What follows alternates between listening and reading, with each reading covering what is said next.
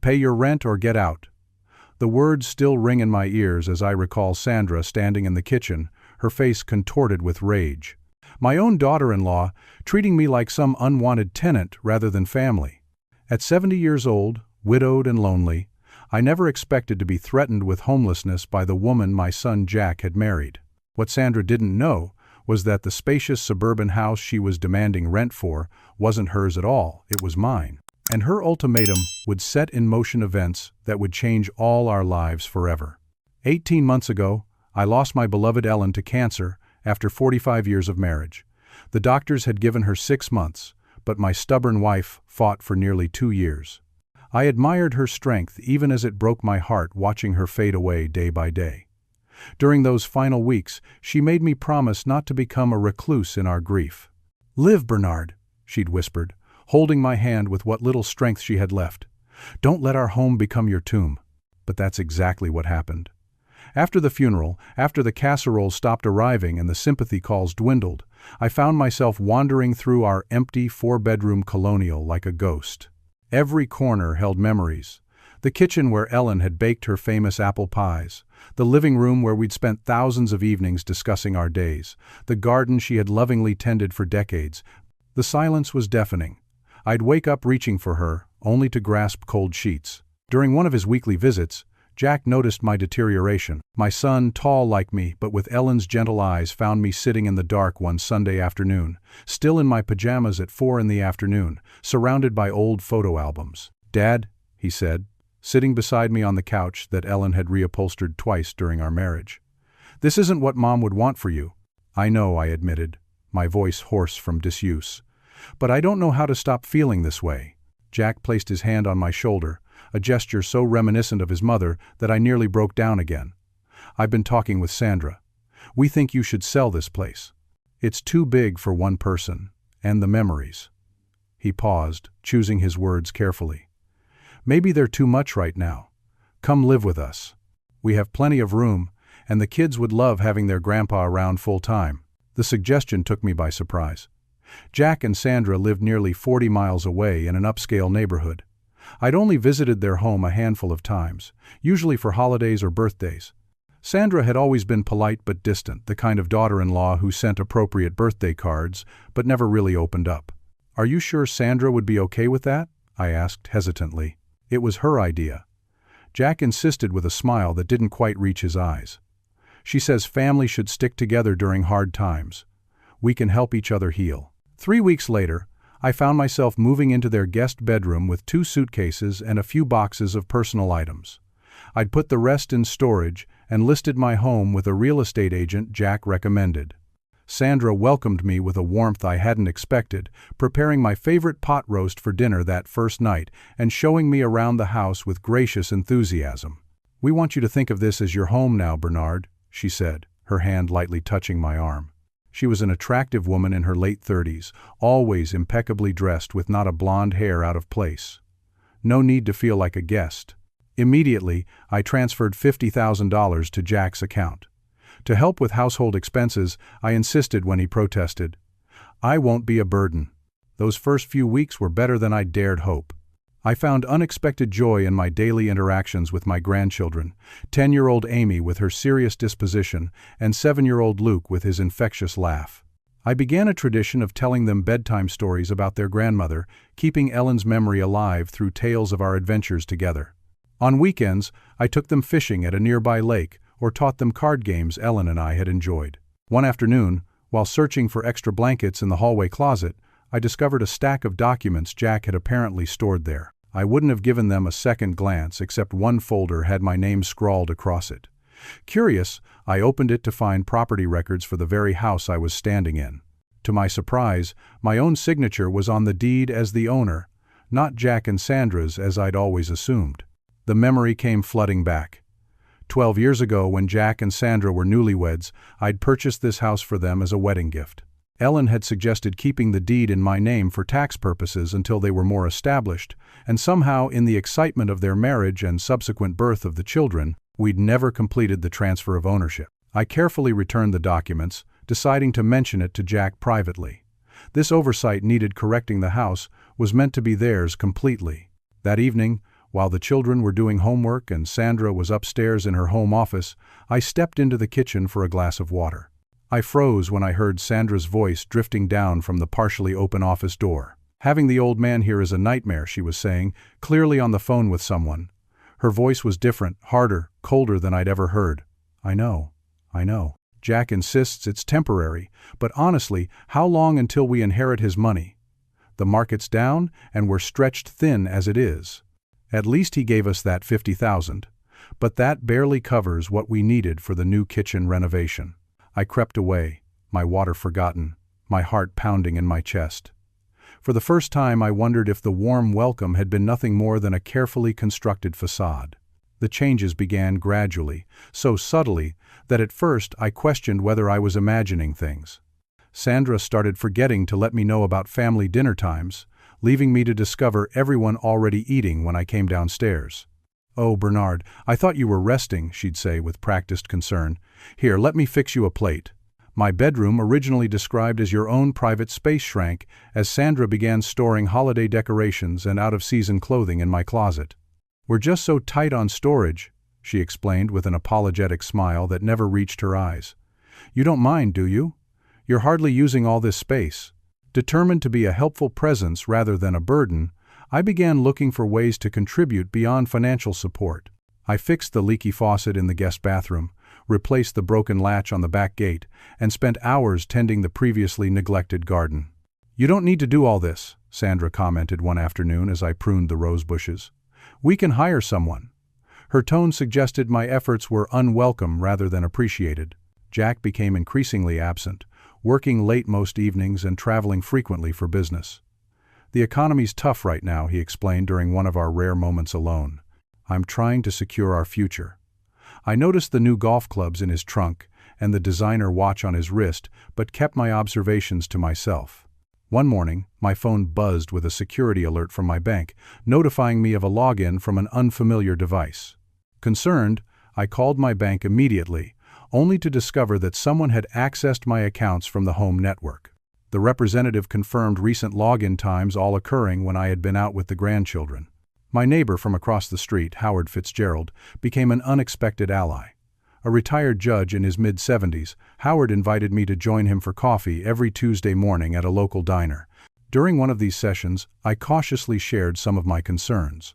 "Bernard," Howard said thoughtfully, stirring his coffee, "I've presided over enough family disputes to recognize when something doesn't add up. Have you considered they might have ulterior motives for bringing you into their home?" I didn't want to believe it, but Howard's words echoed my growing suspicions. That evening, I returned earlier than expected from a trip to the hardware store and overheard a heated discussion between Jack and Sandra in their bedroom. "We can't keep living like this," Sandra was saying, her voice tense. "The credit card companies are calling every day." "I'm working as hard as I can," Jack replied defensively. "Well, it's not enough.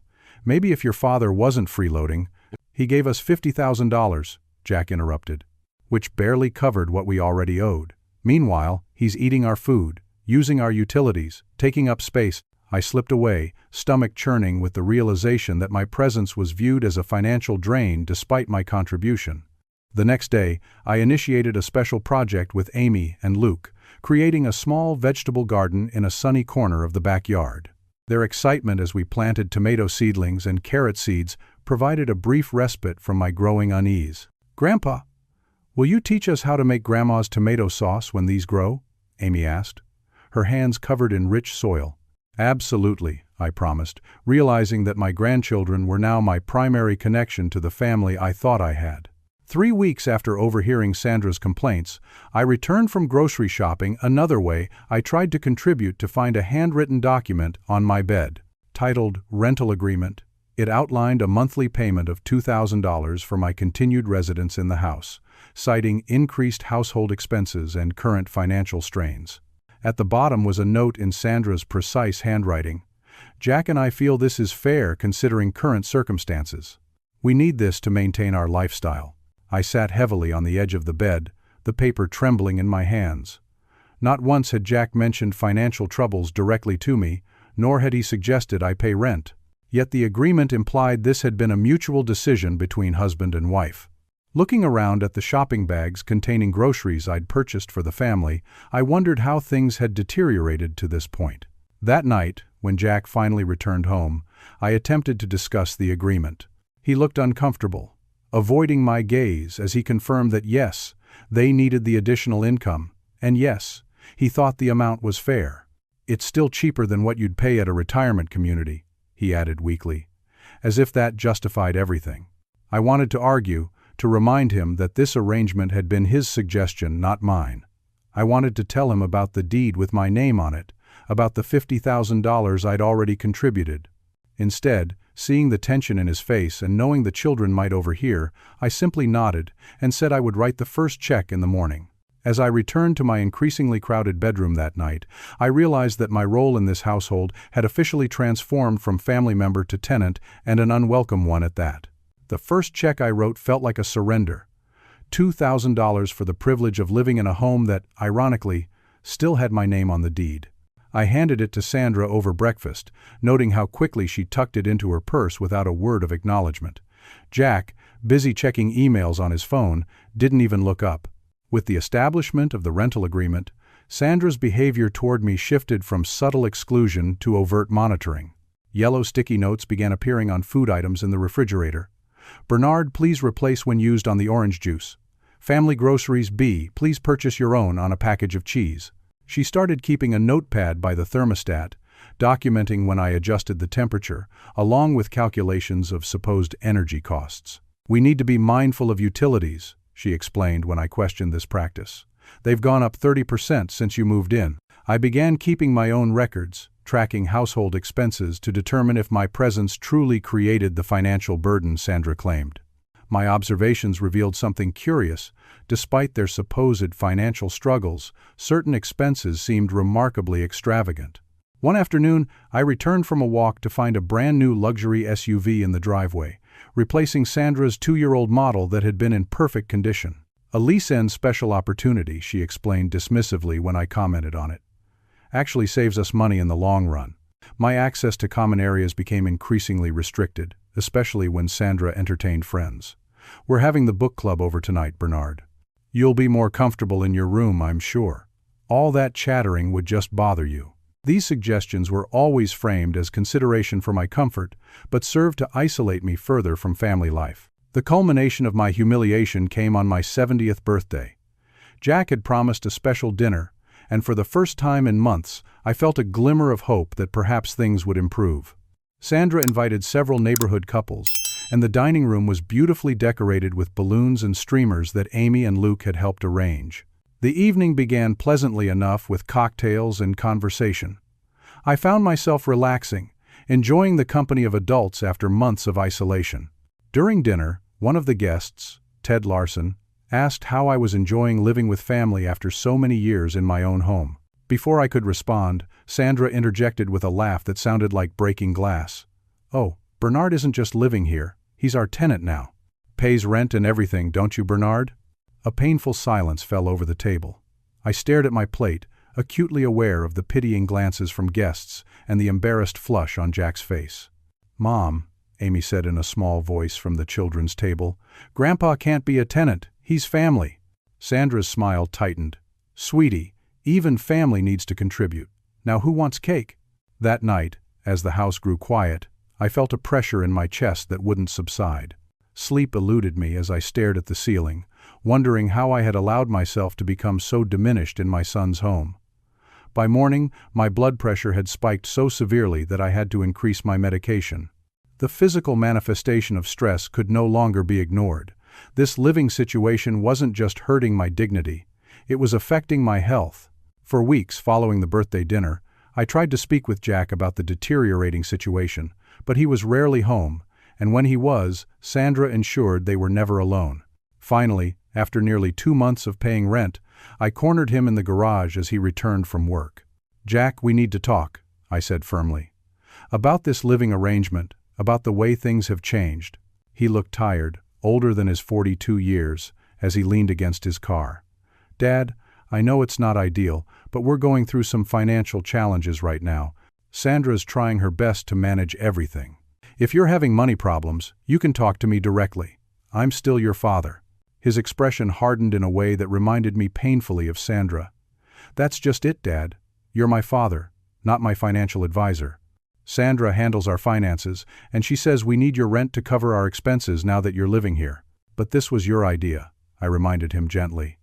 "You suggested I sell my house and move in. You said it would be good for all of us." "That was before we realized how much it would cost to have another adult in the house," he countered, repeating what were clearly Sandra's words. "Food costs more, utilities are higher. We had to get a bigger TV package because you watch different shows." I listened, incredulous, as my son itemized my existence as nothing more than an expense column. When had he become this person? When had money superseded family in his value system? "Jack," I said quietly, "your mother would be heartbroken to hear you talk this way." His face flushed with anger. "Don't bring Mom into this. This isn't about her. This is about the financial burden you've become." The words struck like physical blows. I tried one more approach, appealing to the values I thought we shared. "What are you teaching Amy and Luke about how to treat family? About respecting elders? About kindness?" Instead of reflection, my question triggered defensiveness. "I'm teaching them about financial responsibility, which is more than you seem to understand. If you don't like the arrangement, Dad, you're free to find somewhere else to live." With that, he brushed past me into the house, leaving me alone in the gathering darkness of the garage. That night, unable to sleep, I used the family computer while everyone was in bed. I was searching for affordable senior housing options when I noticed a minimized browser window. Curious, I clicked on it and found myself staring at a real estate listing for this very house. The description boasted of recent renovations and included interior photos I recognized as having been taken just weeks ago while I was out with the grandchildren. Sandra was trying to sell the house that still, legally, belonged to me. The revelation left me breathless. Not only was she collecting rent from me to live in my own property, but she was now attempting to sell it out from under all of us without legal ownership. The depths of deception were staggering. As I sat there in the blue glow of the computer screen, something shifted inside me. The grief and confusion that had clouded my judgment since Ellen's death began to clear, replaced by a cold clarity. It was time to stop being a victim. It was time to reclaim not just my property but my dignity. The following morning, I called Franklin Hodges, my attorney of 30 years. We arranged to meet at his downtown office rather than risk being overheard at the house. Franklin had handled everything from Ellen's and my wills to business contracts during my working years. His office hadn't changed in decades, the same leather chairs, the same diplomas on the wall. Even the same receptionist, Nancy, now with silver hair instead of brown. "Bernard," Franklin said, rising to greet me with genuine warmth. "It's been too long. How are you holding up?" "Not well, Franklin," I admitted. "That's why I'm here." For the next hour, I detailed everything: my move to Jack and Sandra's, the initial welcome that soured into exploitation, the rent demands, and finally, my discovery of Sandra's attempt to sell property she didn't own. Franklin listened without interruption, taking occasional notes, his expression growing increasingly troubled. "This is elder abuse, Bernard," he said finally, setting down his pen. "Financial exploitation, emotional manipulation, isolation from support systems' classic patterns." "I don't want to see it that way," I protested weakly. "Jack is my son." "And clearly under his wife's influence," Franklin countered. "But legally speaking, you're in a strong position. The house is still in your name. They have no right to charge you rent, let alone attempt to sell it." "What should I do?" "First, we need all the documentation. Bank records showing your $50,000 gift, copies of rent checks, evidence of Sandra's unauthorized access to your accounts. Then we need to assess your total assets and ensure they're protected." Over the next week, I gathered everything Franklin requested while maintaining a facade of defeated compliance at home. During my investigation, I discovered something that made Sandra's financial urgency clearer: multiple credit card statements in her name, revealing debt exceeding $87,000. High-end clothing retailers, jewelry stores, spa retreats, months of extravagant spending hidden from Jack and funded, in part, by my rent. While building my case, I reconnected with Martha Jennings, a widow I'd met in a grief support group shortly after Ellen's passing. We began meeting for coffee, providing me with both an excuse to leave the house and emotional support I desperately needed. Martha's practical wisdom and no-nonsense attitude reminded me of Ellen, and in her company, I felt more like myself than I had in months. "You need to protect yourself first," she advised after hearing my situation. "Then worry about salvaging relationships." With Franklin's guidance, I established individual trust funds for Amy and Luke, each containing $75,000 for their future education. "Whatever happens with Jack and Sandra," I told Franklin, "I want to ensure my grandchildren are provided for." As I continued my careful documentation, I uncovered evidence of Sandra's shopping addiction receipts hidden in a drawer of her desk, shopping bags concealed in the back of her closet, browser histories showing hours spent on luxury retail websites. It painted a picture of compulsive behavior that explained the financial strain she claimed justified my rent payments. Meanwhile, I quietly met with Thomas Brennan, a real estate agent recommended by Franklin rather than the one Jack had used for my house sale.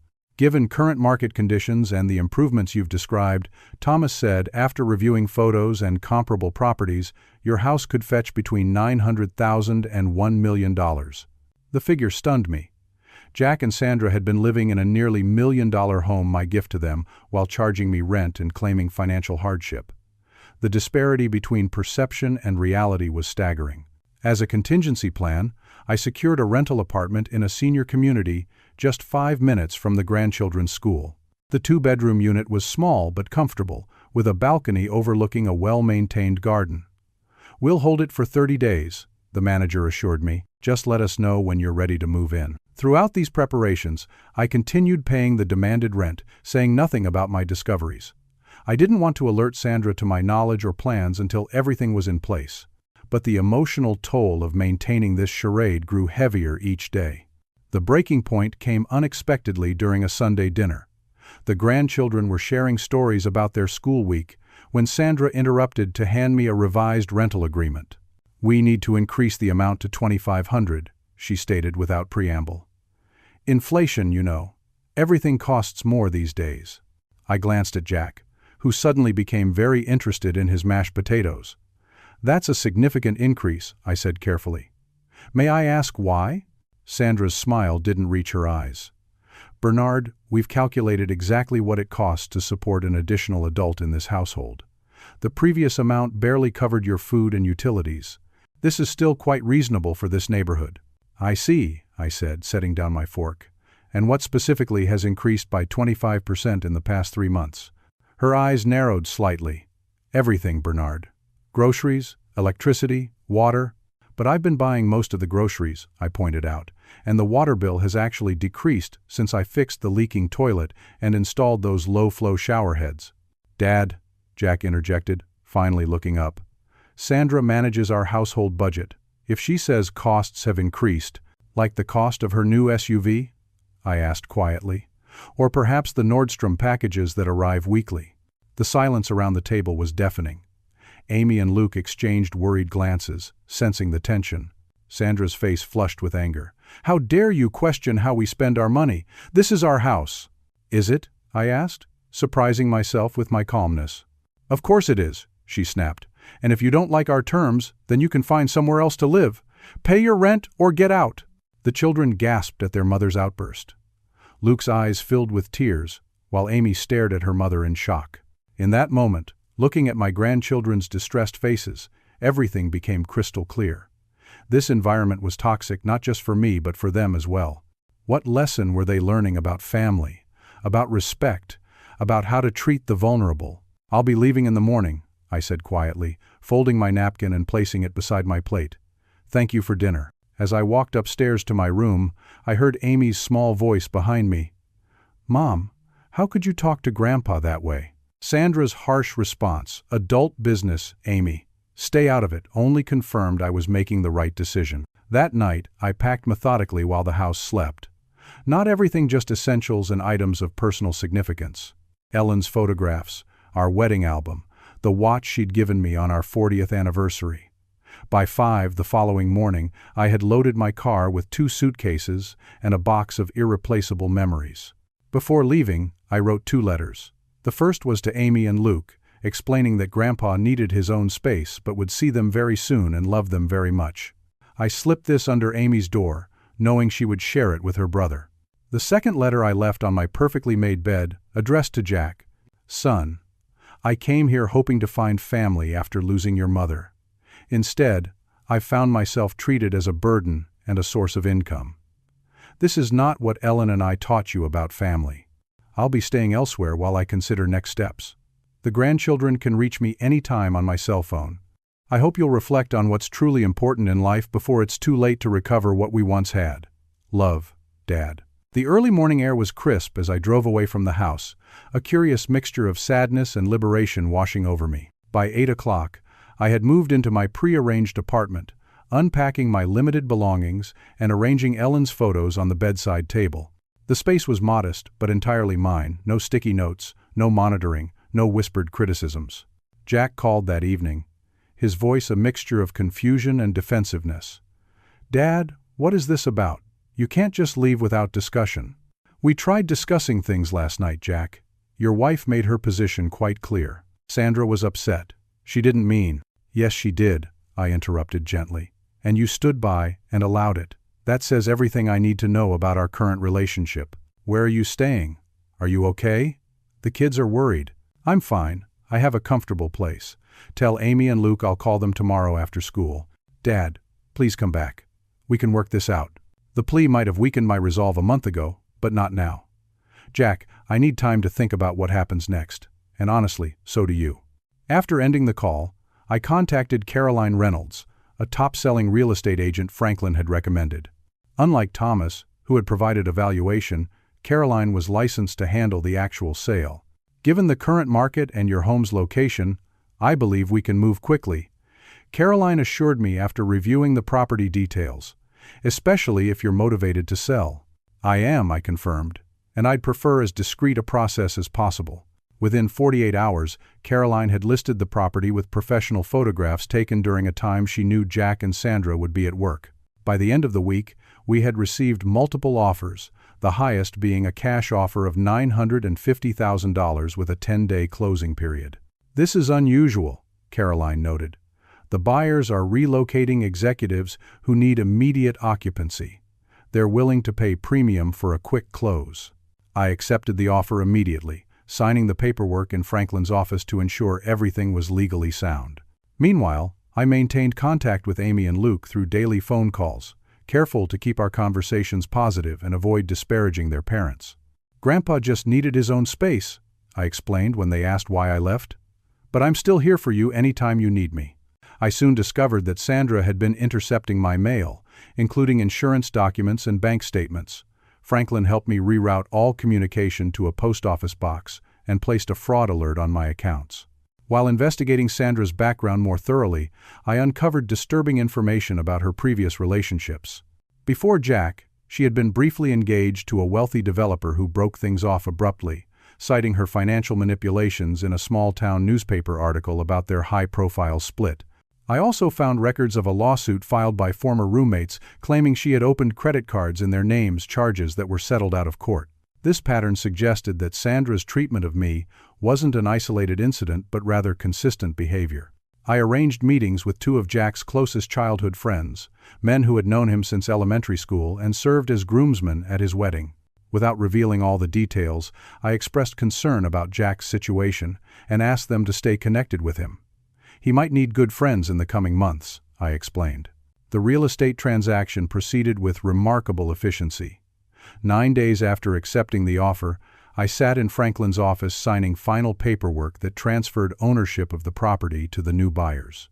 Half of the proceeds went into my personal account, while I placed the other $475,000 in a separate account earmarked for Jack and the grandchildren. That evening, as I sat on my apartment balcony watching the sunset, my phone buzzed with a text from Jack. Dad, something weird is happening. Sandra's been acting strange, checking the mail obsessively, talking about property records. Is there something I should know? I didn't respond immediately, knowing that events would unfold in their own time. Jack would soon discover the truth about both the house and his wife, and my intervention would only complicate the inevitable reckoning. The following morning, I received notification that the property transfer had been officially recorded. The new owners would begin occupancy in 30 days, standard time to allow current residents to relocate.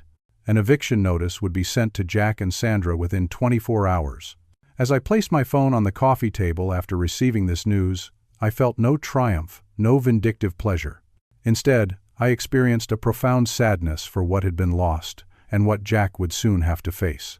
But beneath the sadness lay a quiet certainty that I had done what needed to be done, not just for myself, but for the integrity of our family's future.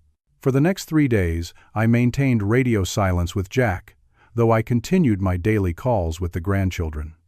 Amy, perceptive beyond her years, sensed something significant was happening. "Mom and Dad are fighting a lot," she confided during one call. "Dad keeps asking Mom questions about papers and money, and she keeps saying it's not her fault." "Adults sometimes have disagreements about complicated things," I said carefully. "But I want you to know that both your parents and I love you very much. That won't change."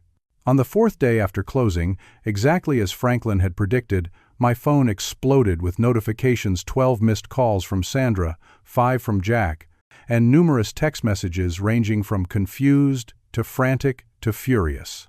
Jack's first voicemail was bewildered. "Dad, we just received some kind of eviction notice. There must be a mistake. Please call me back." Sandra's messages evolved from demanding, "Call me immediately, Bernard. This isn't funny," to threatening, "I'll sue you for everything you have," to eventually pleading, "Please, Bernard, we can work this out. The children need stability." I listened to each message, feeling strangely detached from the panic in their voices. After consulting with Franklin, I responded only to Jack with a text, "No mistake, the house was always in my name. I sold it legally. We should talk in person when you're ready." Hours later, my doorbell rang. Jack stood there alone, looking haggard and shell-shocked. I invited him in without comment, offering coffee which he declined with a distracted shake of his head. "How could you do this?" he asked finally, standing rigidly in my living room. "Where are we supposed to go in 30 days? "The same question I faced when Sandra told me to pay rent or get out," I replied calmly. "Except you have substantial resources I didn't have, including half the proceeds from the house sale." His expression shifted from anger to confusion. "What do you mean?" "Sit down, Jack," I said, gesturing to the couch. "There's a lot you don't know." Over the next 2 hours, I methodically presented everything I had discovered: Sandra's secret credit card debt, her unauthorized access to my accounts, her attempt to sell property she didn't own, the rental payments I'd made for a house that was legally mine. I showed him bank statements, credit card bills, property records, and the original deed with my signature. I never transferred ownership to you and Sandra because, honestly, it slipped both your mother's mind and mine after we purchased it as your wedding gift. The deed remained in my name, though we always thought of it as your home." Jack listened with growing horror as the full picture emerged. "I had no idea about the credit cards," he whispered. "She always handled the finances. She said it was easier that way because of my travel schedule." "A convenient arrangement for her," I noted without malice. "But Jack, what troubles me most isn't the financial deception. It's how quickly you allowed her to transform me from your father into a tenant, an unwelcome one at that." He looked away, shame evident in his posture. "I thought we needed the money. She kept telling me we were barely making ends meet despite my income. I didn't understand how that could be possible, but you trusted her more than your own instincts," I finished for him. "More than the values your mother and I raised you with." Tears formed in his eyes. "I'm so sorry, Dad. I don't know how things got so twisted." "I do," I said gently. "It happened gradually, one small compromise at a time. That's how values erode, not all at once, but in tiny increments, until you wake up one day as someone you don't recognize." Jack buried his face in his hands. "What do I do now? The kids' school, our jobs, everything is centered around that house." "You start by having a hard conversation with Sandra about honesty and partnership. Then you find a new place to live, one purchased with transparency and genuine need, rather than status and secret spending." Before Jack could respond, his phone rang. He glanced at it, grimaced, and answered, "Yes, I'm with him now." "No, Sandra, threatening him won't." He pulled the phone from his ear, and I could hear Sandra's voice screeching even from several feet away. "I need to go deal with this," he said, standing. "She's at the house with the kids." "Call me when you're ready to talk next steps," I said, walking him to the door. "And Jack? Remember that there's a solution here that preserves your dignity and provides for the children. Focus on that. The next day, the apartment intercom buzzed repeatedly around noon. The building manager called up, "Mr. Walker, there's a rather insistent woman here demanding to see you. Says she's your daughter-in-law. Please tell Miss Graham I'm not available," I replied. 20 minutes later, my phone rang with Sandra's number. Against my better judgment, I answered. "How dare you sell our home out from under us?" she began without preamble, her voice trembling with rage. "Do you have any idea what you've done to this family?" "I sold my property legally," I replied evenly. "Just as you were attempting to do, except I actually owned it." "We let you live with us when you had nowhere else to go," she cried. "After Ellen died, you were falling apart and we took you in." "You suggested I sell my house and move in with you," I corrected, then charged me rent to live in a house that was already mine, while accessing my financial information without permission and hiding significant debt from my son. Her tone changed instantly, becoming wheedling. "Bernard, there's been a terrible misunderstanding. If you'll just talk to Jack and me together, I'm sure we can work something out that benefits everyone. The children are devastated about moving." "The children will adapt," I said. "Children are resilient when surrounded by honesty and genuine love." "What do you want?" she demanded, desperation replacing negotiation. "Money? An apology? Tell me what it will take to fix this." "This isn't about demands, Sandra. It's about consequences. For the first time, you're experiencing the results of your own actions without being able to manipulate the situation. I suggest you use this opportunity for genuine reflection." "You've turned Jack against me," she accused. "He came home last night asking about credit cards and bank accounts. He's never questioned our finances before. Jack is finally asking the questions he should have asked years ago. That's not my doing, it's the natural outcome of your deception being exposed." Sandra's voice dropped to a dangerous whisper. "This isn't over, Bernard. I'll tell everyone what a vindictive old man you are, turning against your own family." "You're welcome to tell whatever story you like," I interrupted calmly. "The documentation tells the truth. Good day, Sandra." I ended the call and blocked her number, following Franklin's advice to limit direct contact until emotions settled. Later that evening, Jack called again, sounding exhausted. "I found them," he said without greeting. "The credit card statements. All of them. Hidden in a locked file cabinet in Sandra's home office. Over $80,000 of debt I knew nothing about." "I'm sorry, son," I said sincerely. "That's a difficult discovery." "There's more," he continued, his voice hollow. "While looking for financial documents, I found text messages between Sandra and Craig Peterson. Craig had been a friend of theirs for years, often joining them for barbecues and holiday celebrations." "What kind of messages?" I asked, though I suspected the answer. "Intimate ones," Jack confirmed. "Going back at least 8 months. They've been." He couldn't finish the sentence. "Come over," I said immediately. "You shouldn't be alone right now." An hour later, Jack sat at my kitchen table, a cup of untouched coffee before him, looking like a man whose entire world had imploded. How did I not see any of this? The financial lies, the affair, the way she treated you. Was I completely blind? "Not blind," I said gently. "Just trusting. You believed in your wife, which is what spouses should do. Sandra took advantage of that trust. The kids keep asking questions I don't know how to answer," he said, rubbing his face tiredly. "Especially Amy. She wants to know why Mom keeps crying and yelling, why we have to move, why everything is suddenly different." "Children deserve age-appropriate truth," I advised. "Not every detail, but enough honesty to help them make sense of changes." Jack nodded slowly. "Dad, what happens now? With us, I mean. I failed you so completely." I reached across the table and placed my hand on his arm, the same gesture he had used to comfort me after Ellen's passing. "We rebuild, one conversation, one honest moment at a time. Family is worth that effort." For the first time since arriving, Jack's eyes filled with tears. "I don't deserve your forgiveness." "Forgiveness isn't about deserving," I told him, remembering words Ellen had spoken during one of our own difficult periods.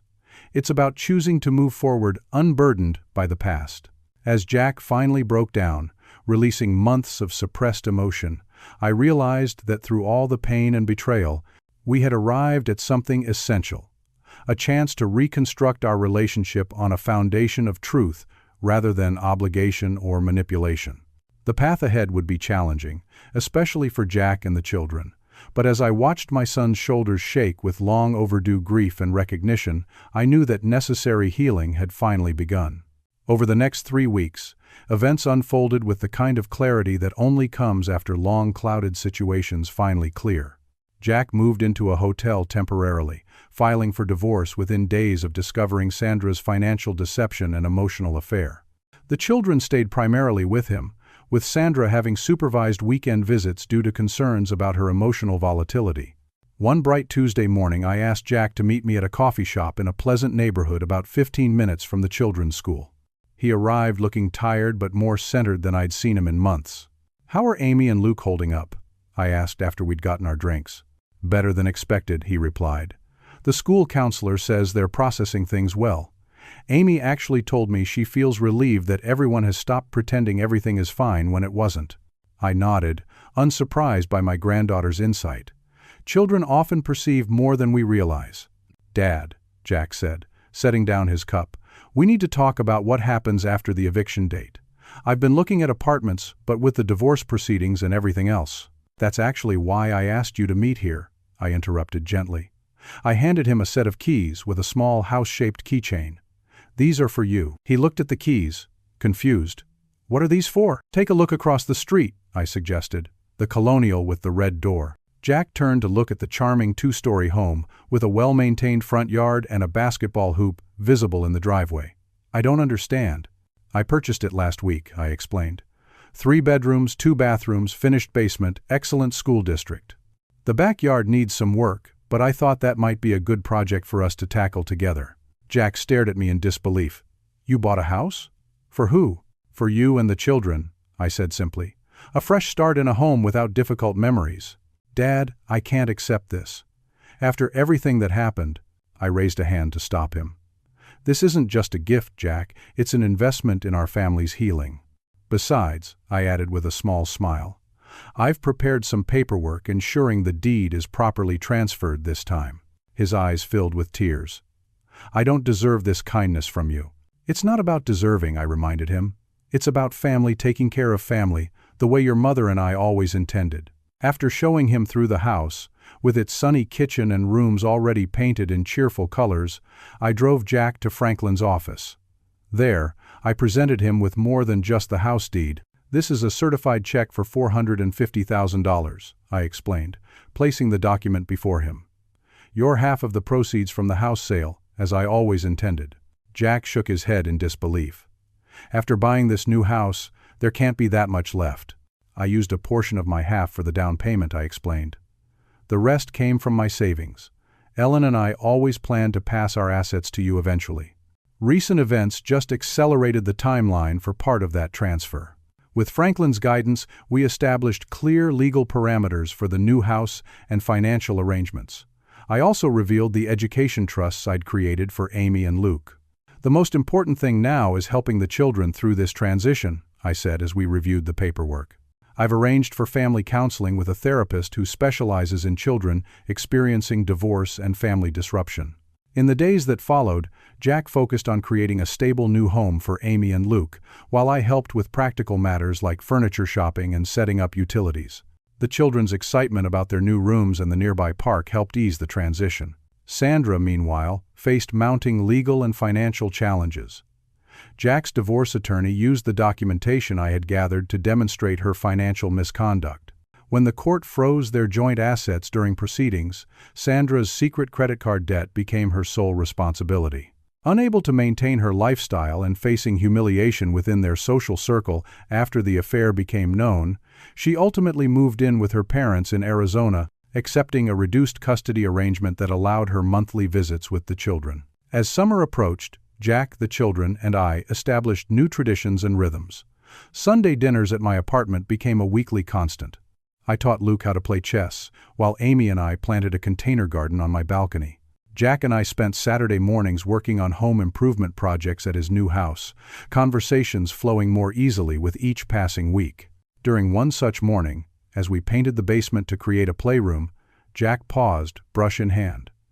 "You know, Dad, I've been thinking a lot about what you said about values eroding gradually. You were right. I compromised bit by bit, until I couldn't recognize myself. Recognition is the first step toward change, I replied, careful not to sound preachy. Your mother and I made our share of mistakes raising you, but we tried to demonstrate integrity even when it was difficult. That's what I want for Amy and Luke, he said determinedly. To understand that how we treat people, especially family, defines who we are more than any possession or status symbol. By midsummer, our family had reached a new equilibrium.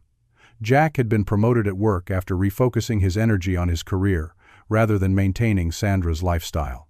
The children were thriving in their new environment, especially with consistent grandparent involvement, and I had found unexpected companionship with Martha, who had become a regular presence at our family gatherings.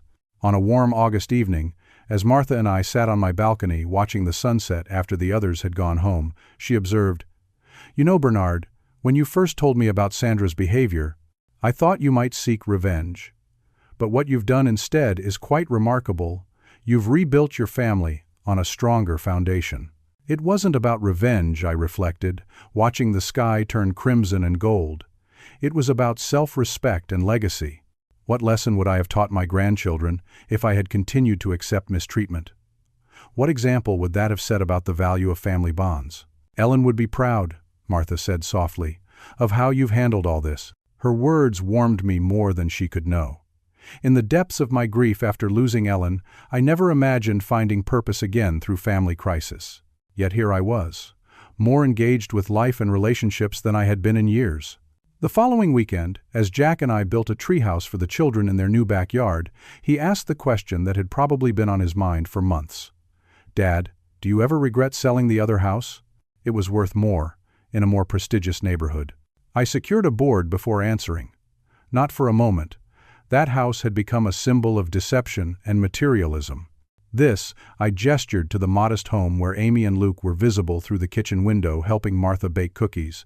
This is built on honesty and genuine care. That makes it infinitely more valuable. Jack nodded thoughtfully, then handed me another nail. I'm trying to teach the kids that now that relationships matter more than things. That integrity isn't negotiable. They're learning, I assured him.